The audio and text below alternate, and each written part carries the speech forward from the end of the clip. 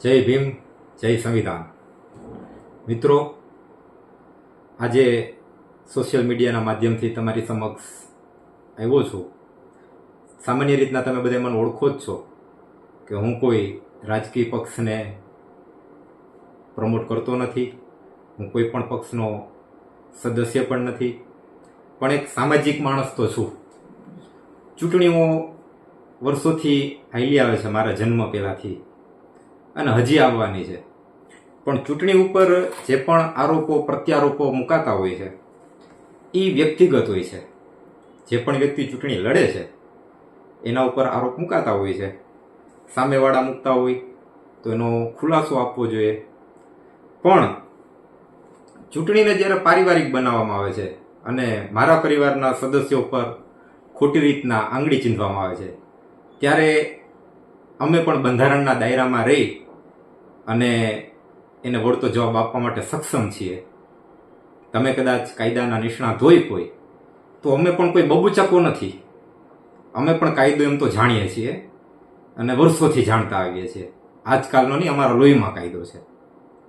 તો ઘણી વખતે અમુક વ્યક્તિએ ઘણા કાર્યો કર્યા છે. હું નામ નથી લેતો, એનો મતલબ એવો જરાય ન કાઢતા કે હું નામ લેતા ડરું છું, પણ હું અમુક લોકોના નામ મારા મોઢે લેવા નથી માંગતો. કોઈ ઉપર આરોપો મુકાય છે ત્યારે કોઈ વ્યક્તિની માલિકીની પ્રિમાઇસીસમાં જઈ અને અસભ્ય વ્યક્તિની જેમ ગાળો બોલે છે અને પોતાને સભ્ય બનવું છે. સભ્ય બનવા માટે પેલા તો અસભ્યતા છોડવી જોઈએ. અસભ્યતા છૂટી જાય ને એટલે સભ્ય આપણે ઓટોમેટિક બની જાય. પણ પેલા તો ગાળો બોલતા પહેલા સભ્યતા રાખો.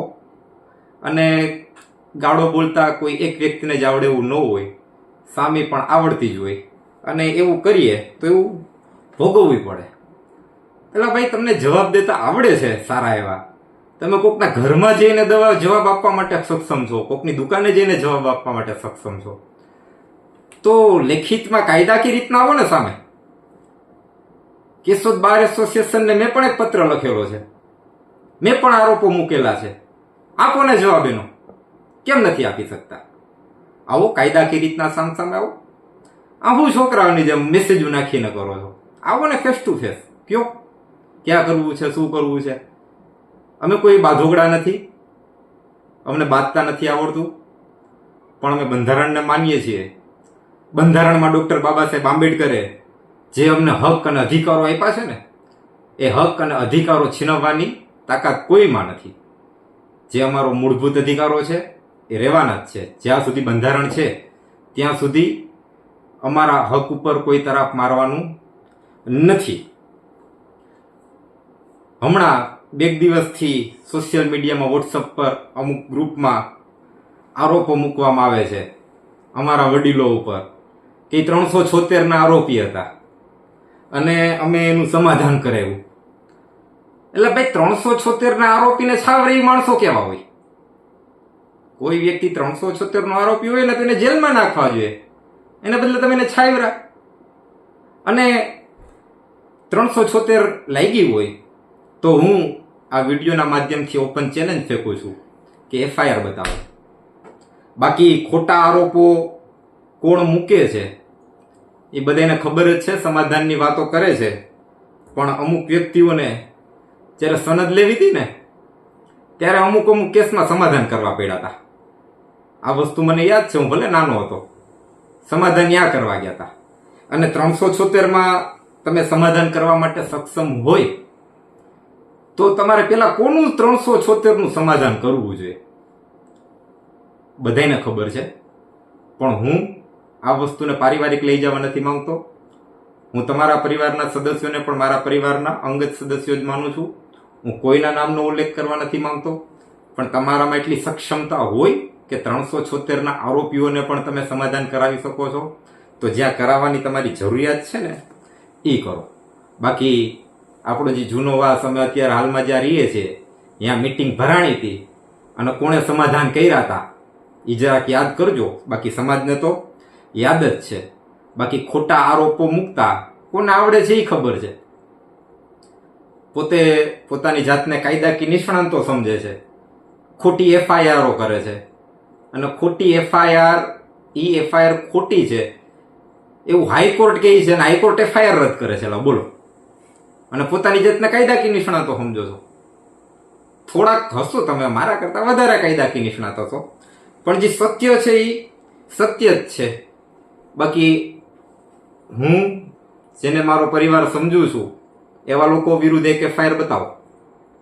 બાકી કોના વિરુદ્ધ કેટલી ક્યાં ક્યાં એફઆઈઆરો છે બધાયને ખબર છે, સમાજ બધું જાણે જ છે. પણ અમુક અમુક સમય આવે ને ત્યારે અમુકને ખુલ્લા પાડવા પડે છે. કઈ ન બોલ્યો તો એમ સમજે છે કે એને કઈ ભાન નથી પડતી. અગાઉ પણ એક વખત જાહેરમાં ચેતવણી આપી હતી કે હવે અમારા પારિવારિક વસ્તુથી થોડાક દૂર રહ્યો, પણ નથી સમજતા. તો બીજી વખત જ ચેતવણી આપું છું કે પારિવારિક વસ્તુઓનામાં દૂર રાખો. ખાલી મૂછું ઉપર આમ આંકડા ચડાવીને ફોટા પાડવાથી ભાયડા નથી બનાતા. કોર્ટમાં આવો ને તારીખ હોય ત્યારે, જ્યારે બાર એસોસિએશનના લોકર તૂટે છે ને એની અરજીઓ થાય છે, ત્યારની તારીખો પડે ત્યારે તો પ્રમુખ પોતે ગેરહાજર રહી જાય છે. આવો, શું બીક છે? શું છુપાવવામાં આવે છે? તમે સાચા હો તો આવી જાઓ. અમે ક્યાંય કોઈને ના પાડતા નથી. અત્યારે અમારા પરિવારના મોભી ઉપર તમે આરોપો મૂકો છો. આજે સિંહ પથારીમાં હૂતો છે એનો મતલબ એવો નથી કે જંગલમાં XYZ હું હજી મારા શબ્દોની મર્યાદામાં છું, એ રાજ કરી લેશે એવું નથી. સિંહ હોય ને સિંહ જ રહી, એ ભલે પથારીમાં સૂતો હોય, સિંહની ઓલાદ સિંહ જ હોય. આ વસ્તુ પણ અમુક વ્યક્તિઓ ભૂલવું ન જોઈએ. સોશિયલ મીડિયામાં પાછો એક મેસેજ આવ્યો હતો, એમાં એક વ્યક્તિનું નામ મામા શકુની તરીકે ઉલ્લેખ કર્યો હતો કે શકુની મામા જેવું કામ કરે છે. આજે હું ખુલ્લેઆમ કહું છું કે મારે અમુક મામા છે, પણ શકુનીની કંસ છે. શકુનીએ તો હજી એના ભાણેજને રાજકારણ રમીને એના આટી ઘૂંટી વાળીને એને ભાણેજનું હિત થાય એવા હેતુથી કામ કર્યું હતું. ભલે એ નિષ્ફળ ગયો, પણ એનો ઈરાદો તેના ભાણેજને રાજપાટ અપાવવાનો હતો. પણ મારા એક મામા તો કંસ છે કે ભાણેજને કપાવવા હાટું કરે. પણ મામા કંસ હોય ને તો ભાણેજ કૃષ્ણ હોય, એમ ન કાપી શકે કોઈ કોઈને. એ કાપવા એમ હેલા હજી નથી. બીજો પણ એક મેસેજ આવ્યો છે કે અમુક અમુક દુકાનોમાં દારૂ પીવાય છે. તો ભાઈ તમને ખબર છે તો તમે કેમ એફઆઈઆર નથી કરતા? તમે કેમ ફરિયાદ નથી કરતા? તમે કેમ એ નખ છાવરો છો? અને એકમાં જ નથી પીવા તો તમને ખબર છે ક્યાં ક્યાં પીવાય છે ને કોણ કોણ પી છે, બધાને ખબર છે. વિડિયા અમુક લોકોએ વાયરલ કર્યા હતા, આજથી દારૂ બંધ કરી નામ, ત્યારે સત્તા ઉપર હતા ત્યારે વિડિયા આવ્યા હતા. કેમ ન થયો? તો આ તો સત્તાની નિષ્ફળતા કહેવાય. દારૂ પીવાની વાત કરે છે, ખોટા આરોપ તો મુકતા પહેલેથી આવડે જ છે, પણ દારૂ પીતા ફોટા કોના વાયરલ થયા? ક્યાંના વાયરલ થયા? એ તો જો સોશિયલ મીડિયામાં ફોટા છે. ભૂતકાળના મને અમુક સૂત્રો યાદ છે. અમુક લોકો એવું સૂત્ર બનાવ્યું હતું કે જેના રાજમાં છે લાઇટ વગરના થાંભલા, એ સરપંચનું નામ છે, મારે નામ નથી લેવું. આ સૂત્ર કોણે બનાવ્યું હતું? અને આજે એના ખોળામાં કોણ બેસી ગયું? અને શા માટે બેસી ગયા? ત્યારે તો સમાજને કહેતા કે આ હારો નથી, આ હારો નથી. અને એની જ ખુરશીએ બેહવા, એના જ ખોળામાં બેહવા જવું છે. આપણા સમાજમાં પહેલી વખત પેશકદમીની નોટિસ ગ્રામ પંચાયત દ્વારા આવી હતી. કોના રાજમાં આવી હતી? જયારે સરપંચ કોણ હતા? અને આજે એની પેનલમાં બેસવું અને એમ કહ્યું કે હું સમાજ સેવક. સમાજમાં આપણા અહીંયા એક સ્થળ છે આપણા પ્લોટનું, જ્યાં ઘણા સમય પહેલા ગણપતિની સ્થાપના કરવામાં આવી હતી આપણા સમાજના યુવાનો દ્વારા. એ ગણપતિ સ્થાપનામાં લાઇટની JB વાળાની રેડ પડી હતી. બોલો, 10 દિવસમાં કોના રાજમાં? કોણે પાડી હતી? અને તમે આજના ખોળે બેસી અને સમાજને એનો સાથ આપવાનું કહો છો. આપો, કાંઈ વાંધો નહીં. સમાજને ઈચ્છા હોય તો આપે. આપણે એમાં કોઈને ક્યાંય ના નથી. મિટિંગો થાય ત્યારે એવી વાતો થાય. સારું બોલતા આવડે એને સભ્ય બનાવો, તો એના વિડીયા વાયરલ થયા છે ગ્રુપમાં. કોના સારું બોલતા આવડે છે અને કેવું બોલે છે જેના ખોળે અમુક લોકો બેઠાય કેવું બોલે છે એ પણ સમાજે જોયું છે. સત્તામાં હતા ત્યારે અમે આમ કરશું એવી વાતો કરો છો. પુલ બનાવ્યો અહીં રોડ ઉપર જ, કેટલા વર્ષ થયા, આજે હળિયા દેખાઈ ગયા એના. તો આવી નબળી કામગીરી થઈ તો આના માટે જવાબદાર કોણ? પુલની કામગીરી નબળી છે, રસ્તા બનાવ્યા છે. આવો અમારા ઘરની સામે રસ્તાની હાલત કેવી છે, પાણી ભરાય ત્યારે હાલીએ ને તો બ્લોકમાંથી પાણી નીકળે છે. અને તમે હવે એ વસ્તુ કહો છો કે અમે આ કામ કર્યું. સુંદરડામાં આંબેડકર જયંતિઓ અનેક વખત ઉજવાય છે. એક વખત ઉજવાણી હતી જેમાં કલાકાર વિસનભાઈ કાથડ આવ્યા હતા. એટલે એટલી બધી જયંતિ મેં તો મારા જન્મમાં જોઈ. કોઈ દી કોઈ પોલીસ બંધ કરાવવાનું આવે કે જયંતિ, અને આ બંધ કરાવવા આવી કોણે મોકલા હતા? પોલીસને ફરિયાદ કોણે કરી હતી? ત્યારે જે સિંહ ઉપર તમે આરોપ મૂકો છો ને અત્યારે 376 એ સિંહે જાહેરમાં કીધું હતું કે જયંતિ થાહે અને થઈ હતી. એને પાવર કહેવાય, સાચો પાવર એને કહેવાય. ભવનનું કામ કર્યું છે, સારું છે, અભિનંદનને પાત્ર છે અને એનો અમને કોઈ વિરોધી નથી. પણ જુનાગઢ સમાજ કલ્યાણ અધિકારી શ્રી દ્વારા ભવનના 5 લાખ મંજૂર કરવામાં આવ્યા હતા. આ 5 લાખ કોણે જાતા કર્યા? સમાજના મોઢામાંથી 5 લાખ કોણે જાતા કર્યા અને શા માટે? હિંમત હોય તો આનો ખુલાસો સમાજને આપવો. અમારે કોઈ ચૂંટણી તો લડવી નથી. ચૂંટણી લડવી અને સારું બોલવું પડે. અમારે લડવી નથી. બાકી મિટિંગ થઈ હતી ત્યારે બધાને યાદ છે, 3 વોર્ડ માટે મિટિંગમાં 2 તો બિનહરીફ થઈ ગયા હતા. એ 2માં એક મારા મમ્મીનું નામ હતું અને નિર્વિવાદિત રીતના બિનહરીફ થયા હતા. જ્યારે ત્રીજું નામ કોનું ખુલ્લું ને વિવાદ થયો અને એ આજે એમ કહે છે મારે ક્યાં ચૂંટણી લડવી? એટલે ભાઈ હરક તો છે, લડવી નથી તો અમસ્તા 2 જગ્યાએથી ફોર્મ ભર્યા. 2 ફોર્મ ભરવાનું શું કારણ? શંકા છે કે એકમાં કદાચ નહીં જીતીએ તો. બાકી અમે તો બિનહરીફ હોવા છતાંય કઈ ચૂંટણીની પંચાયતમાં પડતા નથી.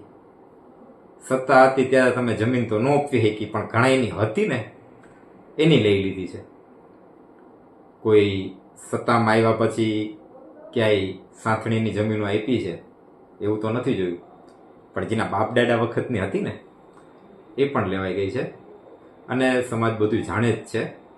આ વિડીયોનો ઉદ્દેશ્ય મત માંગવા માટે જરાય નથી, કેમ કે હું તો ચૂંટણીમાં કે ઊભો નથી અને હું કોઈ પેનલનો સહયોગી નથી, હું કોઈ પેનલનો એજન્ટ નથી, હું ક્યાંય કોઈના પ્રચાર કરવા જતો નથી, હું ક્યાંય કોઈના ભજીયા ખાવા જતો નથી, ગમે એના હોય.